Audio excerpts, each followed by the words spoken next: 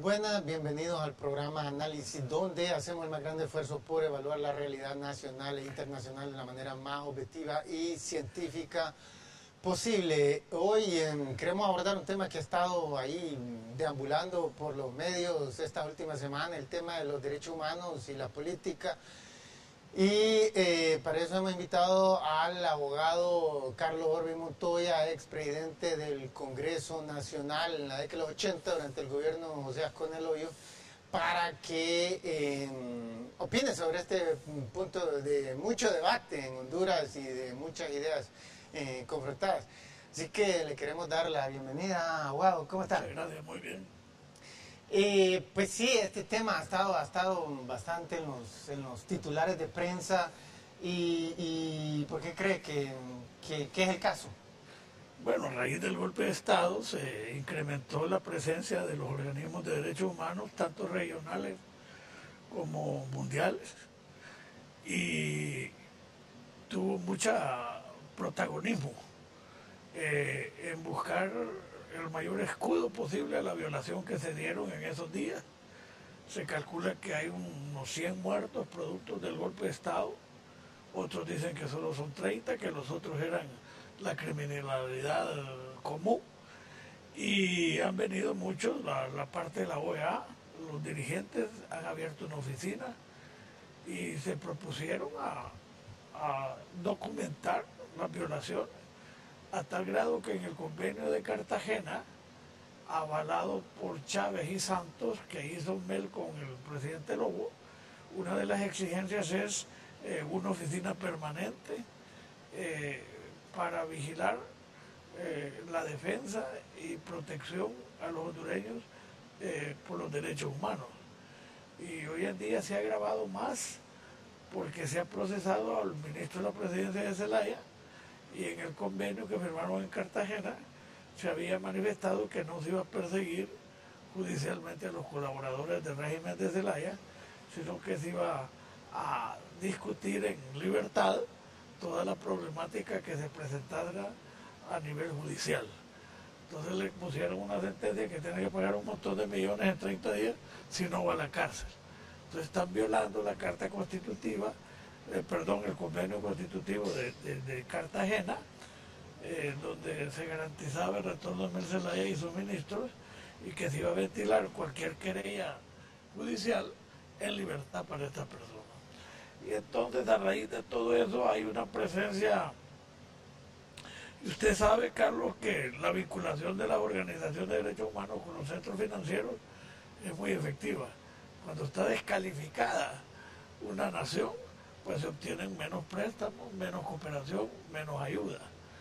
El caso mismo de China, en algunos organismos se ha denunciado que mientras en China no se respeten los derechos humanos, de nada sirve ese crecimiento económico tan brutal que hay, por cuanto es un país que no estaba respetando esos derechos humanos. Sí, pero bueno, China Cuba, hoy día... Y Cuba es otro caso. Cuba, pero China, como ha tenido rápido crecimiento económico, a usted le sale sobrando. Se dicen eso porque ahora más bien es el que le está prestando a los países desarrollados. Le presta a los Estados Unidos. De acuerdo, pero... Y está rescatando también a varios países, España, Grecia, de Europa, que están en la quiebra. No deja de haber presión política y comercial. Tenemos el caso de Cuba también, que siempre es condenado en la reunión de la Convención de Derechos Humanos de Ginebra. Y tenemos otros países como estas dictaduras árabes, que son muy ricas y que han estado en crisis y van cayendo poco a poco. Es decir, la vigencia de los derechos humanos... Con ellos, con Qatar, con los Emiratos, con Bahrein, con Kuwait, no pueden presionarlo porque están nadando en dinero porque han tenido rápido crecimiento económico. Pero es correcto, pero los dictadores de esas zonas, por su mismo crecimiento económico, son menos abusivos a los derechos humanos que las dictaduras de Libia, de Siria, la misma situación que hay. No, claro, pero a lo que voy es que no se les puede presionar porque han tenido rápido crecimiento económico. Sí, no, porque están nadando en dinero. Realmente las presiones son morales. Como se dio, las grandes presiones son económicas, pero un país como este... Esas morales repercuten en las democracias. Por ejemplo, si la Comisión de Cooperación Internacional de Alemania, donde tú has vivido y tú conoces, recibe quejas que en Honduras hay una violación constante de los derechos humanos a la vida, a la libertad, a los derechos esenciales, pues esa Comisión de Derechos Humanos de Cooperación Internacional no va a autorizar presupuestos de cooperación para este país o cualquier otro que esté en esa democracia, o por lo menos lo disminuyen al mínimo y lo hacen muy puntual, muchas veces por razones de cooperación humanitaria. Así que de eso se trata, que después de un golpe de Estado hay secuelas, de cualquier naturaleza que sea, de cualquier ideología que sea, y eso en lugar de mejorar el país, de buscar lo que tú siempre pregonas, el desarrollo económico sostenible, con un criterio de desarrollo serio. ¿Qué porcentaje del total del presupuesto nacional es producto de la ayuda extranjera? Es grande, es como bastante. 10%, yo he oído que 10%. Yo creo que es más, porque hay varias fuentes. Mire, una fuente es la directa. Peor, eso solo solidifica más mi argumento la dependencia. De que a estos países los pueden presionar porque han tenido gobiernos inútiles que no pueden generar rápido crecimiento económico y viven a expensas de la limosna. La dependencia económica es total en Honduras, porque hay varias fuentes, la directa, las ONG, los préstamos y las cooperaciones de los organismos multinacionales. Y entonces el presupuesto de Honduras se gasta en gastos ordinarios. Entonces yo decía, en Honduras hemos llegado a un nivel, a este nivel, que este es el único programa crítico que hay en el país, crítico serio, pues sin sectarismo. Entonces vemos como 90.000 millones, que es más o menos el presupuesto, se gasta en burocracia, en sueldos y salarios, en gastos. Ese es otro problema de la incompetencia de los gobiernos que hemos tenido. Total. El caso es que para fabricar una silla, para hacer una escuela, para abrir 1 kilómetro, para invertir en funciones económicas, no hay dinero. Siempre se tiene que depender del préstamo internacional o de los organismos multinacionales. Así es. Es una crisis que un político tenía que pensar en reducir la burocracia del Estado, si es posible en un 80%, en un 50%, para poder capitalizar para el desarrollo económico. Así es, porque y miramos que los gobiernos, todos los que hemos tenido, siempre es aquella empleomanía, siempre están traficando votos a cambio de puestos de trabajo, que es ilegal, o sea, de acuerdo con las mismas leyes de Honduras. No pueden estar traficando eso antes de las elecciones. Incluso yo decía, aquí lo que hay es una dictadura de la burocracia, porque no es un pueblo que tiene un gobierno, sino un gobierno que explota a un pueblo, porque esos 90.000 millones salen en un alto porcentaje del sudor de cada hondureño. Entonces 100.000, 150.000 burócratas tienen sometido a 7 u 8 millones de habitantes. Aquí Honduras es pobre porque la derecha siempre la ha gobernado mal, los únicos prácticamente que la han gobernado. Pero ¿qué pasaría si Honduras fuera gobernado por un régimen de izquierda? Miremos en Venezuela, miren lo que hizo con PDVSA. Yo no soy muy fanático de Chávez, pero yo creo que Chávez sacó a todo el personal de PDVSA y fracasó. Y ahora no puede ni siquiera producir petróleo la empresa. Chávez tiene un origen, Carlos. El origen es la corrupción de Venezuela, de los dos partidos tradicionales. Sí, pero la gente anda buscando líderes mesiánicos que lo saquen de su situación de pobreza. Todavía era el COPEI y Acción Democrática, se disputaban el botín, un presupuesto multimillonario de un país rico, pero un pueblo con grandes necesidades. Entonces el caso de Chávez nos muestra que no se le puede creer a la izquierda por mucho que pregonen ideas diferentes a los partidos de derecha. Es más, la riqueza hay que crearla. Así es. Porque este no es un país que tenga riquezas naturales. La riqueza, como tú dices en tu libro, hay que crearla a través de inversiones que sirvan para la exportación, que sirvan para la competitividad, una manufactura creciente en el país, que es el renglón que más recursos deja transformar las materias primas en un producto de comercio internacional. Mire aquí en Entonces, Latinoamérica. ahí va el nuevo presidente de Perú, tenía un discurso de izquierda, iba a gobernar con un pragmatismo, él lo ha declarado. Ay, no se sabe. Pero él dijo, señores, yo voy a resolver los problemas desde el punto de vista de interés nacional. Aquí no es un problema ideológico, aquí es un problema de gobierno. Y me parece que estos países... La pregunta es, ¿cuál es la justificación de votar por una persona que fue un militar? De izquierda, han habido otros militares de derecha en Latinoamérica.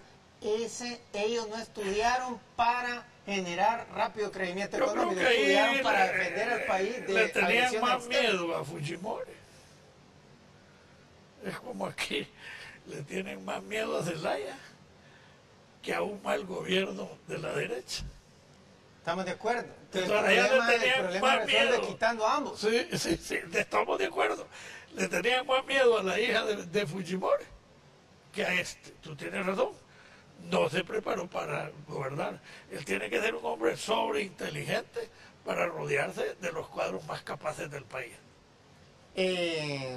Vamos a hacer una pausa comercial y cuando regresemos vamos a continuar con esta evaluación de los derechos humanos en Honduras, la política y la economía, porque están íntimamente vinculados. Así que por favor no se vayan, que ya regresamos.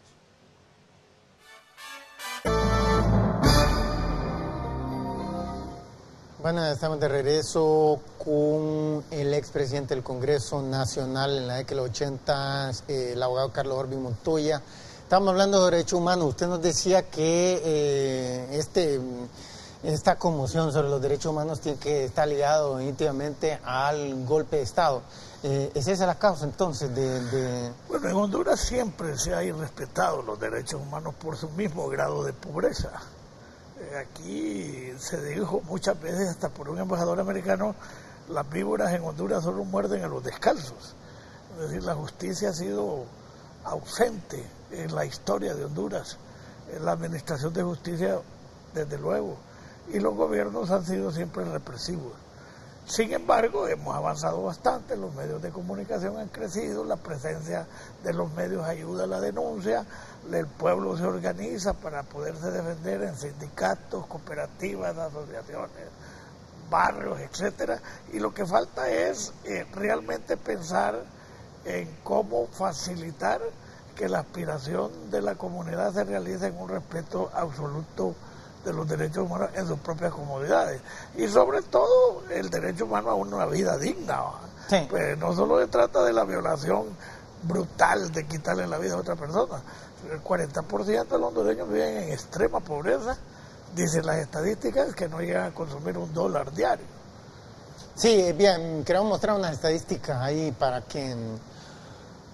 que ilustre mejor a nivel internacional esta situación sumamente deplorable. Y hay un vínculo muy estrecho entre violación de derechos humanos y tasas de crecimiento y más particularmente el nivel de ingreso per cápita. Entonces, por favor, nos enseñan unas estadísticas que tenemos ahí sobre el Producto Interno Bruto per cápita medido al poder adquisitivo en las diferentes regiones del mundo. Entonces, como puede observar, miramos que Norteamérica, Estados Unidos y Canadá pues tienen el más alto, después Europa Occidental, Latinoamérica lo tiene mucho más bajo.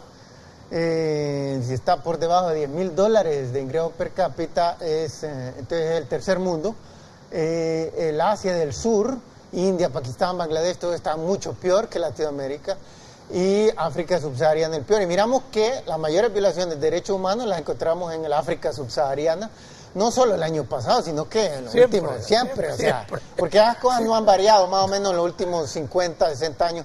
Esa diferencia todos han mejorado, todos han aumentado sus niveles de vida, pero la brecha diferencial subsiste más o menos. El este asiático sí la ha cerrado bastante, pero no el sur del Asia. Entonces miramos que hay una correlación, las violaciones en el África subsahariana son masivas, aquí en Honduras estamos en un paraíso. En Ruanda hace 4 años se murió 1 millón de personas. Sí, en el 94, 1994. 8 años. Sí, no, el 94 ya bastante, pero sí, efectivamente una etnia mató Acabó como con un millón otro, de la otra de etnia. la otra etnia. Flotaban los cadáveres Exacto, en el río. así es. O sea, y uno los ve y usted no puede notar la diferencia.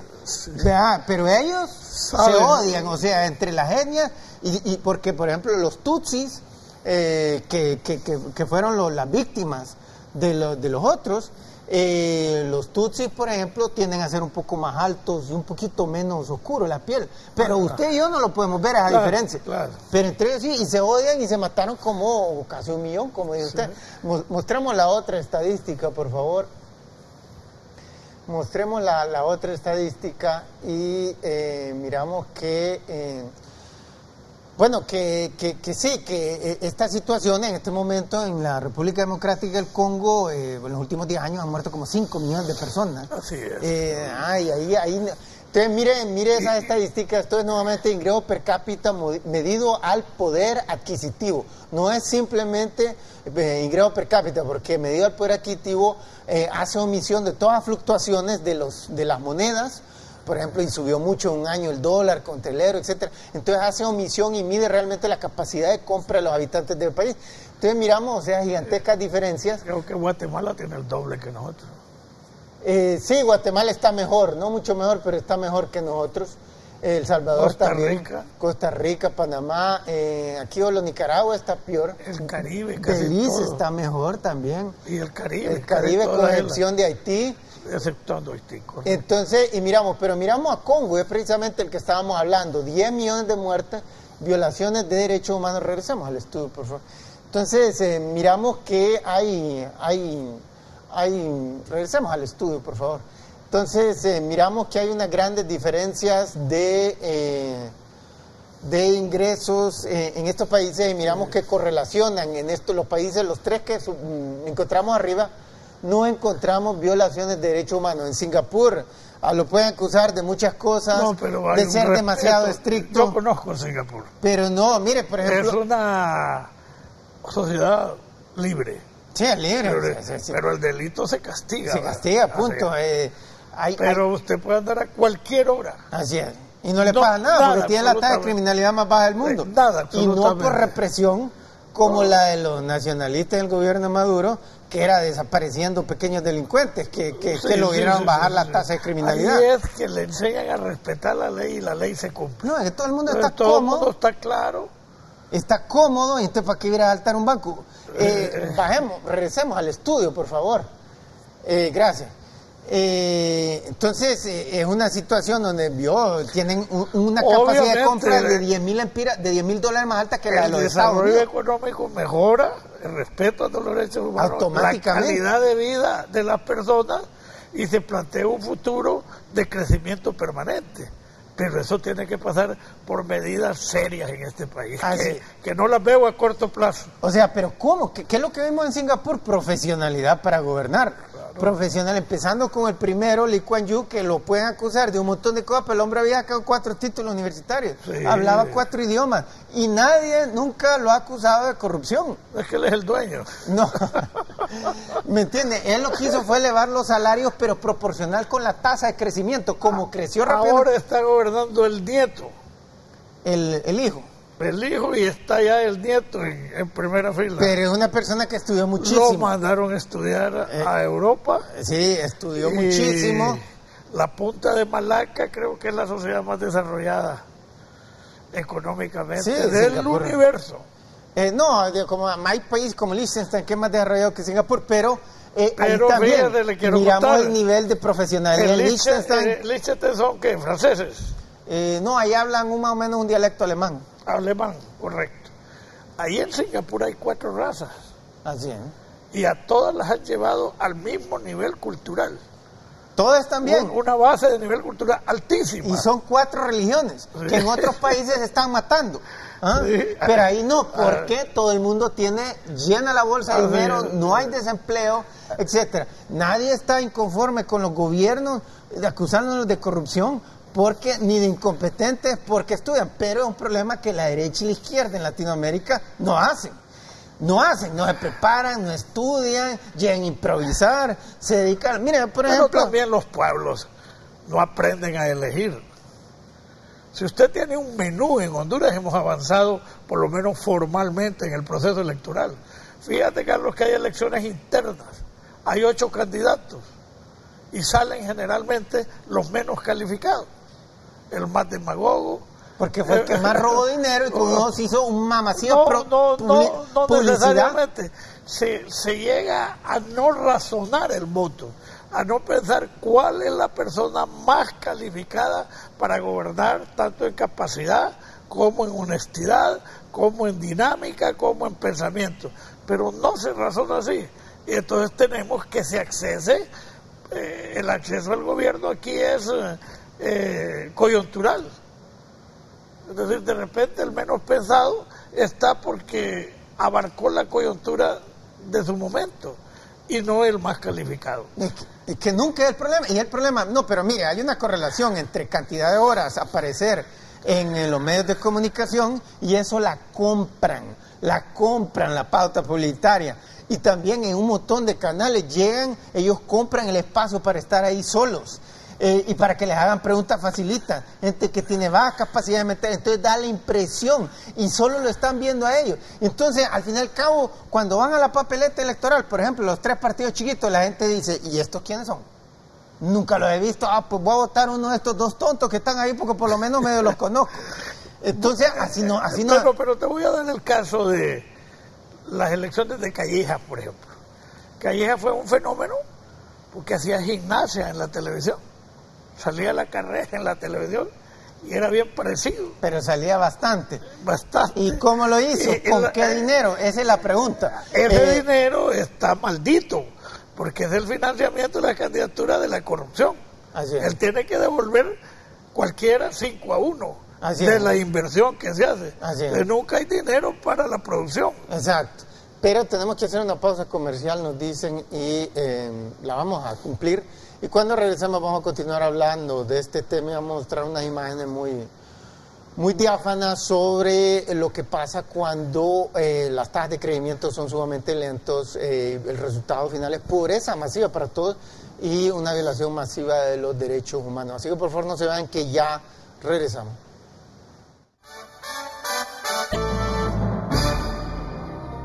Bueno, estamos de regreso y estamos conversando sobre derechos humanos, sobre política, sobre economía, ese vínculo entre los tres, si hay alguno, y esa es la tesis que sostenemos, que hay un vínculo muy estrecho, que todo depende del desarrollo económico, y eso depende de la tasa de crecimiento, y eso depende de la competencia mental de los gobernantes que tiene un país. Entonces queremos mostrar unas fotos, unas imágenes sobre los países donde más se abusan los derechos humanos. Esta es la República Democrática del Congo. Hay 2 Congos. Este fue el ex Congo, colonia belga. Y al lado hay un Congo que es el Congo, fue colonia francesa. Los dos hablan francés y los dialectos de ahí. Entonces, si ahí avanzamos en las imágenes y miramos que este país, que es inmenso, mostremos las imágenes que siguen, por favor. Hay un libro, El Celta. Sí, miramos, este país tiene... De la explotación del Congo por parte de Inglaterra. Este país obtuvo su independencia en 1960 y lo miramos inmenso, tiene una pequeñita salidita al mar. El sueño del Celta. Digamos. Sí, pero está lleno de recursos naturales. Por ejemplo, tiene un recurso natural que lo utilizan mucho para los celulares y el precio de la tonelada ha aumentado enormemente. Minas de diamantes riquísimas. También. Pero las negocian con los europeos para la guerra. También, pero miramos que el país ha sido pésimamente gobernado. Totalmente. Primero por una derecha con Mobutu Sese Seko, que estaba aliado con los Estados Unidos y con Francia, que aunque no es el ex amo colonial, pero es más o menos la potencia con Inglaterra del África. Mostramos lo que sigue ahí, por favor. Y mostremos a fotos un tanto corrida. Entonces miramos esto, lo que usted está hablando, estas minas de diamantes, de otros metales, tienen una gigantesca cantidad de minerales, condiciones de vida deplorables. Cuando mostramos las estadísticas, mostramos que en este país el ingreso per cápita del año pasado es $300 y los de Honduras es de 4.200. O sea, ahí lo redondeamos Honduras a 4.000, pero miramos que Honduras es rica al lado de ellos. Y entonces miramos aquí las violaciones. Un país inmenso en recursos. Inmenso. Petróleo, diamantes, y bosque, desde tierras, lago. Más o menos la caída de Mobutu Sese Seko, como en el 98, el dictador que estuvo como por 30 años en el poder, desde entonces han habido como 5 millones de muertos. Kabila era el líder de la guerra. El líder y ahora... Y lo mataron. Lo mató un guardaespaldas y ahora heredó el poder el hijo. El hijo. Que ninguno de los dos sabe nada. Sí, jefes tribales. Un desastre. Kabila fue comunista. Sí. Cuando ya llega al poder ya llegó como de centro izquierda, pero es tanta la corrupción que ahí ni siquiera se sabe qué políticas están aplicando. Así es. Entonces lo mataron, lo mató el guardaespaldas, se le acercó a susurrarle al oído, sacó la pistola rápidamente y lo mató. Y entonces pusieron al hijo y ha estado con fraude electoral, igual que los que criticaba antes de la derecha, de Mobutu, que se le reelegía. Bueno, ese gobernó ¿cuánto? Como 30 y pico 36 años. Por ahí. Entonces miramos, los niños, no hay escuela, reciben clases con el sol. Es el sol más abrasador del planeta. Ese es como libre. El del Amazonas, no, pero porque es exactamente en el Ecuador. Perpendicular. Sí, aquí todavía es un poquito zona subtropical. Claro. No está, entonces, ¿qué se hacen muchos de ellos? El actual presidente lideraba un ejército de niños con AK-47 como eso, que en este momento otros que están luchando contra él también tienen sus ejércitos de niños. Sí. Los reclutan a la fuerza. Sí. Si mostramos la próxima imagen, recientemente hubo un estudio de estos organismos de Oxfam midiendo abusos. Entonces aquí hay muchos grupos guerrilleros. Todos los países vecinos están apoyando a diferentes grupos guerrilleros para tratar de ver si arrancan un pedazo del territorio para ellos. Conocí en Washington una persona que el papá estaba negociando con los ingleses el futuro gobierno, con las minas de diamantes. Sí. Entonces ahí lo que se pelean las potencias occidentales es el mercado, explotar el mercado a través de la venta de armas. Mostremos la última foto. Pues esta última foto lo que muestra es un grupo de mujeres violadas que en este momento tienen la tasa de violación más alta del planeta. Se estima que entre 2/3 y 3/4 de todas las mujeres han perdido su virginidad o han sido violadas. Usualmente en ganga, que les dicen en pandilla, violación en pandilla, donde les caen 5, 10. Usualmente, entonces miramos un desplazamiento de poblaciones masivo por estas violaciones, pero monstruosas, que las de Honduras son juegos de niños comparados a las de... ¿Y qué encontramos? Gobernantes todavía más corruptos, más incompetentes y menos estudiados que los que ha tenido Honduras, pese a que Honduras han sido también... de baja capacidad mental. Improvisando. Regresemos al estudio. Entonces, miramos una situación deplorable, pero en este momento hay un país que ha estado todavía peor que Congo, y es Zimbabue, y ahí podemos mostrar queremos ubicarlo. África es difícil. Este es el actual presidente, el Kabila, Joseph Kabila. Ajá. Este es el hijo del Kabila que usted conoce, porque él desde los 60 andaba dando vueltas. Mire, cuando Che Guevara fue a luchar con él, y dije Che Guevara en sus memorias que era un haragán, que él le decía, mira, ve, ahora vos vas a tener que ir a atacar por el flanco derecho. Se quedaba durmiendo, emborrachado o con mujeres, fornicando. Entonces decía, ay, no se puede hacer una revolución, todavía no tiene disciplina. Salió el Che decepcionado. Vino a morir a Bolivia. Sí. Mejor me voy de regreso a Latinoamérica. No, mejoró mucho. Sí, no, aquí también lo decepcionaron, pero menos. Dormían menos, tenía un poquito más de disciplina aquí que en África. En África da miedo, ¿no? A mí me pidieron que fuera a asesorar. Pues mira, este país, Zimbabue, está peor. Ahí lleva gobernado que hay 30 años el mismo tonto de centro izquierda, Robert Mugabe. Mugabe, famoso. Él se disputó el poder primero con la minoría blanca. Pero lo ha de proteger a Sudáfrica. Sudáfrica protegía al gobierno de Ian Smith, blanco, hasta 1980. Y cuando llegué ya no le gustó, sobre todo que era de izquierda. porque el sistema apartheid era la prioridad, pero eran como de centro derecha, por allá andaban. Ultraderecha. Allá andaban, no. Racistas. Sí, por eso, lo fundamental era el sistema apartheid de segregación racial. Pero también eran de derecha, entonces tampoco no les gustaba y apoyaba a la ANC de Nelson Mandela. Estaban luchando contra el apartheid. Entonces, mire, hasta el 2009, 15 millones de inflación anual. 15 millones. Y la gente iba con bultos de billetes así. A comprar al supermercado, una bolsita. libra de azúcar. Así es. Pobrecito. Porque el idiota, mire, la derecha ha cometido un montón de idioteces aquí en Latinoamérica. Ha hecho inflaciones monstruosas. Allá en Bolivia, en Argentina, en Brasil. Brasil también. Pero el récord lo tiene la izquierda. Aquí en Latinoamérica y en el mundo. Es que creen que el Estado lo puede todo. Es que son bien ingenuos. Llegan con la idea, vamos a dar bonos a todo el mundo y empiezan a darle vuelta a las máquinas de dar dinero. Claro. Y ya no se puede. Y es el peor impuesto para los pueblos. Ese es Harare, Zimbabue. Mire, hasta el 2009, ¿sabe cuánto era el ingreso per cápita? $100. O sea que en promedio cada mes era como de $10. $10, sí. Pues aquí en Honduras anda como por $350, la media. Si hacemos la media, ya vemos que hay grandes diferencias de ingresos. Hay 20 ricos, 40 arriba del dólar y 40 del dólar para abajo. Sí, pero la media, ahí también hay grandes, sobre todo que se ha robado todo el dinero, Robert Mugabe y su familia. Sí. Pero las violaciones son, si mostramos las fotos, ahí las violaciones son masivas y después hubo una presión masiva para que respetara las elecciones en el 2009 y lo único que lograron hacer toda la presión internacional, mire, prefería que muriera, estaba muriendo la gente, de epidemias, de hambre, toda la gente le salía sobrando el tipo. El problema es con poner gente ignorante y tonta a la cabeza del Estado. Claro, son unos brutos, se rodean de otros ignorantes. Y la represión es parte del ejército. Exacto, y es la única manera que logran sostener en el poder. Así es. Entonces, ha sido brutal, pues aceptó dividir el poder con otro que sí ha estudiado mucho más que él. Y mire que al año siguiente ya eliminó la inflación, la bajó de 15 millones a 10% anual. ¿No? Y ahora la gente ya no va con un bulto de billetes a comprar una libra de mantequilla. ¿Cuál es el patrimonio de Zimbabue? El patrimonio de Zimbabue, mire, tiene varios recursos naturales, varios minerales. Son minerales fundamentalmente.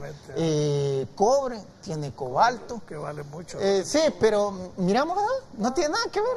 Si tienen líderes IP, Singapur no tiene recursos naturales y está nadando en riqueza. Más que los Estados Unidos que están nadando en recursos naturales, en minerales. Pero Singapur tiene el apoyo total del imperio inglés, ¿verdad? Pero si ahora es más de 2 veces. Miles de personas en Zimbabue. Es terrible. Unas torturas, ahí desaparecen a toneladas de gente. Sí. Entonces, mire, regresemos al estudio. Mire, este hombre llega, por ejemplo, en el año 2000, ya como cumpliendo 20 años de estar en el poder, ve que cada vez hay más presiones internacionales y todo, y se le ocurre que había sido de centro izquierda y decide que va a ser de extrema izquierda, para ver si jala más simpatías populares. Entonces, ¿qué viene? Decreta una reforma agraria. ¿Y qué hace? Le quita todas las tierras a los colonos blancos, a los poquitos blancos que se habían quedado después de 1980, que son los que producían como 95% de la producción agrícola del país. Y cayó al suelo. Se murieron de hambre. La producción agrícola desapareció. Claro. ¿Qué hizo? Incitó a las invasiones. Incitó invasiones, los llegaron, los golpearon, mataron uno con los y los otros blancos dijeron, nos vamos. Descendientes británicos, la mayoría, ¿verdad? El examo colonial. Sí.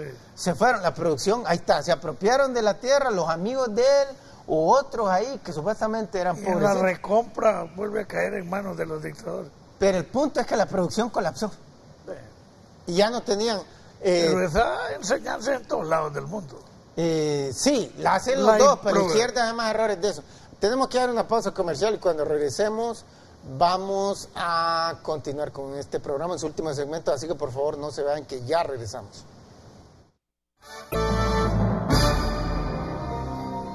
Bueno, estamos de regreso y estamos hablando sobre derechos humanos, economía y política, ese vínculo que encontramos en los diferentes países del mundo. Encontramos que, por ejemplo, en los países más respetuosos de los derechos humanos hoy día, como los países de Europa Occidental o incluso los escandinavos, Norteamérica, Australia, Nueva Zelanda, etcétera, miramos que cuando esos países eran pobres, cuando eran gobernados por gente con bajas capacidades mentales, como por ejemplo los reyes de antaño. Por ejemplo, usualmente mucha gente pone a los países escandinavos como el modelo en cuanto a respeto de derechos humanos, cosas así. A mucha gente, sobre todo a la izquierda, no le gusta poner a los Estados Unidos,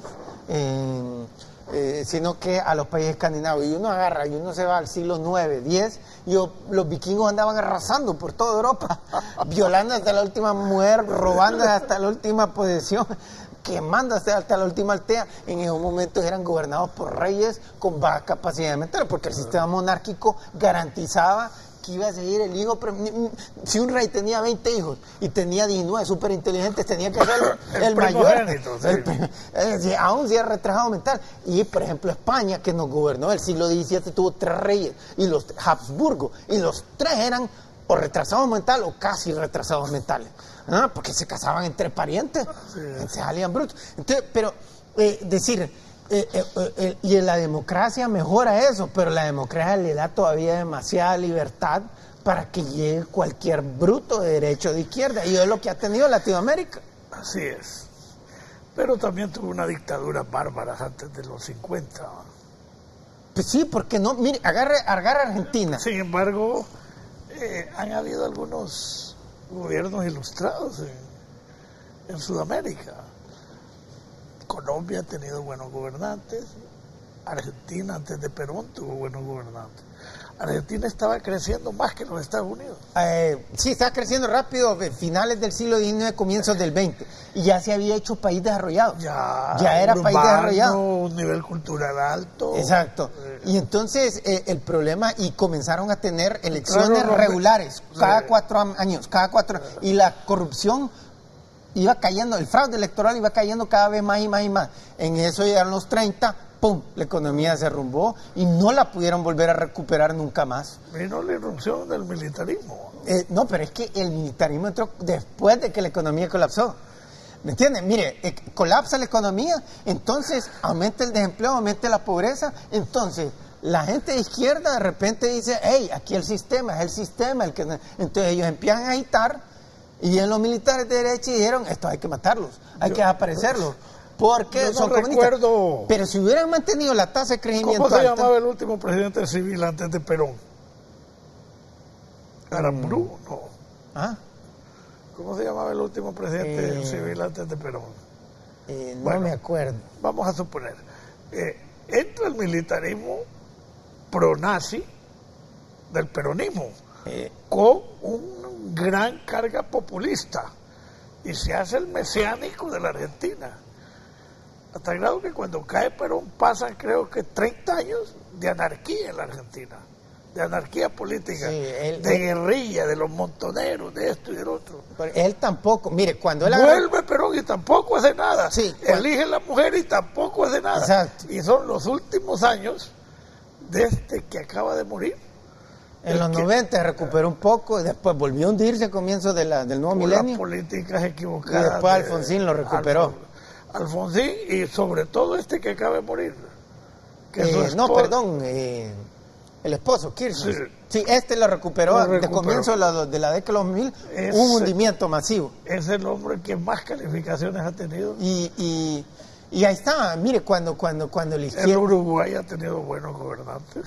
Sí, a finales del siglo XIX, comienzo del XX, los dos eran los únicos dos de Latinoamérica que eran países desarrollados, los únicos dos que han logrado el estatus en algún momento de su historia. Hoy día ya no, hoy día son países de ingresos medios. Pero, ¿por qué? Porque la tasa de crecimiento a partir de la década de los 30, 2% anual, 3% anual, 1% anual, en la pasada. En los países necesitan tasas más rápidas constantemente. Entre más rápido, mejor. ¿Y cómo analizas lo del Perú? Que creciendo ¿al cuánto? ¿Al 9? ¿Al 10? No, ahorita en el gobierno de Alan García creció como a 6% anual, que es lo mejor. En los últimos 4 años fue el que mejor tasa de crecimiento tuvo. Mejores que había tenido un gobierno desastroso antes. Sí, del 85 al 90, 86, fue al exilio, 90. Regresó, gana y hace un gobierno en el primer gobierno era un en el desarrollo típico políticas de izquierda. Sí. se puso a imprimir moneda a la papel. Se divorció del fondo, se divorció del Banco 14.000% de inflación en 1989. 14.000% de inflación. Es lo que le digo, la izquierda es la cosa más ridícula del mundo. Él regresa y crece el Perú. Regresa con políticas de centro derecha. Y crece el Perú. Y crece, 6%. Y la gente vota.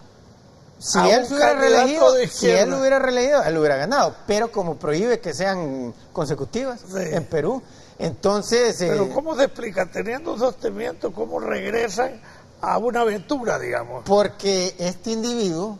Porque este nuevo presidente, él dijo que iba a gobernar... del centro, pero tecnocráticamente. En forma pragmática, y que se iba a rodear con la mejor ética, incluso... Que estaba inspirando con Lula, que gobernó pragmáticamente. Pragmáticamente. Pero sí, las políticas de Lula económicas eran de centro derecha. Fenómeno, cuando Alan tiene crecimiento espectacular en el Perú... No fue espectacular, pero fue el mejorcito de Latinoamérica. Pero si es que el Perú ha sido una cosa de tragedia sobre tragedia. Sí, pero, o sea, si, digamos, el último año tuvieron 9. El año pasado, en 2002, tuvieron 9. Ese es el que usted tiene en la mente. Pero la media de los 4 años es como el 6%, que es la mejor de Latinoamérica en estos últimos 4 años. Pero 6 todavía es insuficiente para un país del tercer mundo. Un país tercer mundo ocupa 8. Pero el problema es que él no era el que iba a la reelección. No se podía. Pero tampoco apoyó. Y él no quiso apoyar a ninguno. Se la pasó en eso de que él no se iba a meter. ¿Por qué? Dicen los expertos de Perú, porque este hombre lo que quería, no quería darle a un gobierno de derecha, de centro derecha, que con seguridad iba a seguir aplicando políticas como las de él, iba a continuar probablemente con una tasa buena. Porque lo que quería era que llegara para que haga un desastre y reelegirse. Y después el día rescátanos a la García. Es un oportunismo antipatriótico. Lo que yo leí de una revista que se llama The Economist, que tiene desde hace 150 años en Londres, inglesa, y es considerada la mejor en economía del mundo semanalmente. El artículo decía que este es la quintesencia del político maniobrero. Qué barbaridad. Condenar un país al decrecimiento. Después de haber si se pone a hacer las cosas de Chávez, va a hacer eso. Seguro que va a hacer Porque mire que Chávez, el 2009 tuvo cifras negativas. Acá y toda Latinoamérica tuvo cifras negativas. Pero el 2010 todo el mundo tuvo cifras positivas y Venezuela fue el único país que tuvo cifras negativas. Negativo 2. Toda América Latina ha crecido en los últimos años. En el 2010, algunos como... la compra de materia prima de los chinos y la India y pero todo eso. Ellos están vendiendo bastante petróleo a China y aún así tuvieron negativo 2. ¿Por qué? Porque cada vez es más nepotismo, todo su esfuerzo va encaminado a eternizarse en el poder. Yo lo que creo que el gobierno de Venezuela paga un alto costo por sostenerse con el ejército. Así está, lo está sobornando para que no le den golpe de Estado. Para que no le den golpe de Estado. Entonces, parte del ingreso bruto de la nación la comparte con la Fuerza Armada. Que es lo mismo que hacía la derecha antes, a los quienes estaba criticando. Exacto, en vez de generar rápido crecimiento para que todo el mundo diga, este es el hombre que Venezuela ocupa. Así es. No, se pone a hacer las mismas sinvergüenzas que hacía la derecha, que él llegó a supuestamente rescatar el país de eso. Así es. Entonces, tiene la inflación más alta de todo el continente. Y en el 2010 fue el único que tuvo tasas negativas. Es increíble. Y este año siguen los apagones, siguen los desastres. Mire, vio Congo, que lo pusimos ahí. Congo aparece ya casi en la última posición. 164 en la lista de Transparencia Internacional. De 178 países, Singapur y Dinamarca aparecen en primera posición como los menos corruptos. Ese aparece en posición 164. Honduras está en posición 134, la peor de Centroamérica. La peor. ¿Dónde cree que está Venezuela en el 2010? No tengo idea. A la par con la República Democrática del Congo, 164 los dos. Increíble. ¿Entiende? Increíble. Por ejemplo, mire, Chávez lo han acusado ahí en artículos serios de revistas como The Economist, como Times, como Newsweek. Ahí salen artículos diciendo que él ha mandado a encarcelar, a golpear y a asesinar a gente de izquierda de su partido, que ha censurado la corrupción en la que cayó el papá y el hermano, el papá fue gobernador de un estado ahí, mandaron a estas tierras ahora, escrituras falsas, son mías. Entonces, ellos de izquierda pusieron a criticarlo, ¡pum! Cárcel, golpizas, a un diputado de izquierda le mataron a un hermano.